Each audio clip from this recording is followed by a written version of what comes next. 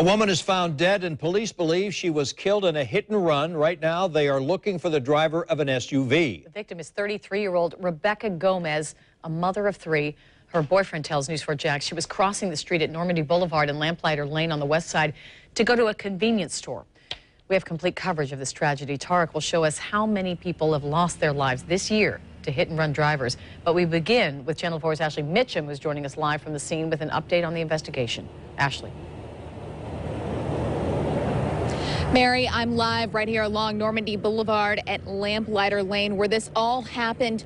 The scene was cleared hours ago, but people still coming by asking us questions. The woman was found along this road here. She lives back in that neighborhood, and police found her around 6:45, although they believe that she was hit by a car at about 11 p.m. and that driver drove away. We spoke with one of her neighborhood friends who's devastated. I just can't understand how a person could run over people. Whoever ran over her, I want to say this to you. I hope you sleep good at night, because they're going to catch you sooner or later. Frank Brown just found out that his friend and neighbor Rebecca Gomez died. Gomez was a mother of 3 children, all under the age of 12. Police are investigating Gomez's death as a possible pedestrian hit and run. Crime and safety analyst Gil Smith says Jacksonville is one of the worst cities with the amounts of pedestrian-involved crashes.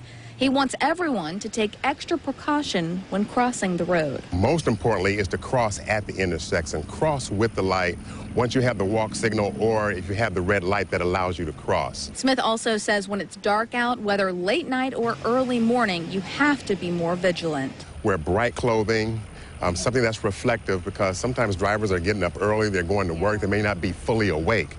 So you really want to be visible to people as much as possible. Gil's right, especially this intersection here. It is so dark in the evening hours or early morning, and there's a crosswalk here. And although, you know, it does seem to be a safe intersection, sometimes when it's so dark, you can't see somebody in the roadway, or you can't even see an oncoming car if their lights aren't working properly. So again, just be vigilant if you are a pedestrian. Live from the west side, Ashley Mitchum, Channel 4, the local station. Thank you, Ashley. The I-Team has been pouring through hit-and-run crash data along Normandy Boulevard, recorded by police both this year and last. Tarek is joining us now with what he's uncovered. Tarek?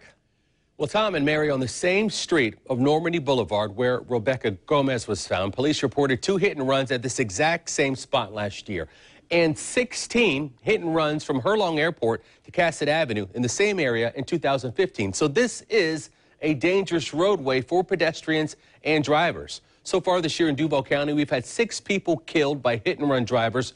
All but one has been in the Ocean Way area. Now, on February 28th, you may remember this, Stephanie Best was killed by a hit-and-run driver at Drury and Gillespie in Ocean Way.